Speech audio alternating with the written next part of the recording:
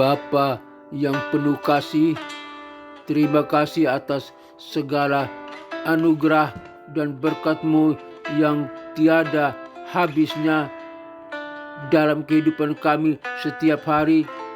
Dan hari ini Tuhan, kami menyerahkan segala sesuatu ke dalam tangan-Mu ya Bapa, memohon agar Engkau menuntun kami menuju jalan terang, jauh dari segala kebingungan dan kesulitan.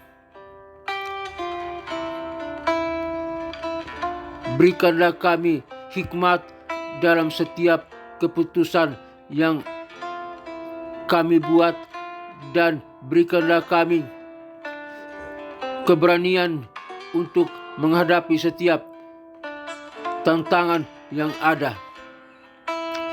Kiranya Roh Kudus-Mu memenuhi hati kami, membawa damai dan sukacita, serta menolong kami untuk hidup dalam kasih dan kebenaran-Mu di dalam pekerjaan, keluarga, dan ibadah kami pada hari ini, baik secara ibadah pribadi dan ibadah kelompok, dan dalam pertemanan kami, hubungan kami dengan sesama kami. Semoga kami semua menjadi berkat bagi sesama dan memancarkan kasih dan anugerah-Mu yang tak terhingga.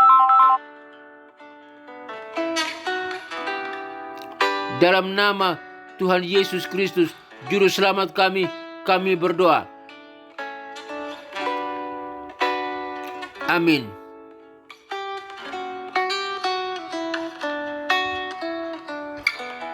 Bapa kami yang ada di surga, dikuduskanlah nama-Mu, datanglah kerajaan-Mu, jadilah kehendak-Mu di bumi seperti di surga. Berikanlah kami pada hari ini makanan kami yang secukupnya, dan ampunilah kami atas segala kesalahan kami, seperti kami juga mengampuni orang yang bersalah kepada kami.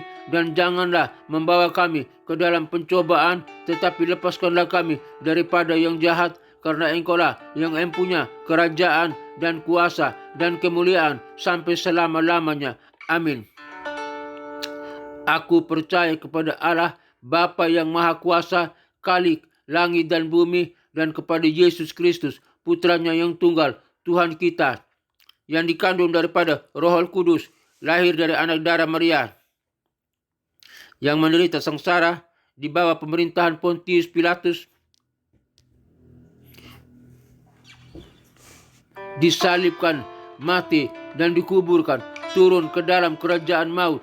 Pada hari yang ketiga bangkit pula dari antara orang mati, naik ke surga, duduk di sebelah kanan Allah Bapa yang Maha Kuasa, dan dari sana Ia akan datang untuk menghakimi orang yang hidup dan yang mati.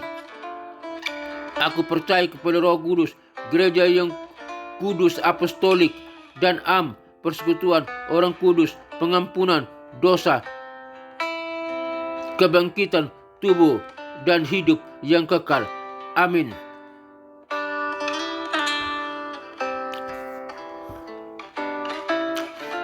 Firman Tuhan, pengajaran firman Tuhan pagi hari ini dengan topik gembala yang tidak berguna. Gembala yang tidak berguna. Tuhan berkata, celakalah gembala yang tidak berguna, yang meninggalkan kawanan domba. Biarlah pedang mengenai lengannya dan mata kanannya. Biarlah lengannya layu sama sekali, dan mata kanannya menjadi buta sama sekali. Zakarias 11 ayat 17. Renungan tentang ayat hari ini, meskipun kita tidak suka mendengar kabar buruk dan mungkin tidak menghargai pernyataan penghakiman atas orang lain, ada saatnya hal itu tepat. Yesus bukan hanya domba kurban kita, tetapi Dia juga gembala utama kita yang melayani di bumi sebagai Allah bersama kita, menyertai kita. Matius 1 ayat 23. Sebagaimana yang ditulis oleh Gembala Daud dalam Mazmur 23 ayat 1-6. Ketika para gembala duniawi dari domba-domba Tuhan tidak memimpin dengan penuh kasih dan setia, Tuhan akan menuntut keadilan yang keras. Pesan Zakaria adalah mengingat apa yang kuat bagi semua yang memimpin, bahwa mereka harus melakukannya dengan benar dan lembut. Allah ingin mereka yang telah dilecehkan oleh para pemimpin yang tidak saleh untuk mengetahui bahwa Bapa mereka di surga akan menghukum para pemimpin yang tidak saleh itu dengan tepat. Allah akan memberikan keadilan yang adil kepada mereka yang telah menyalahgunakan tugas mereka sebagai pengurus domba-domba Allah dan tidak menghormati panggilan pastoral mereka.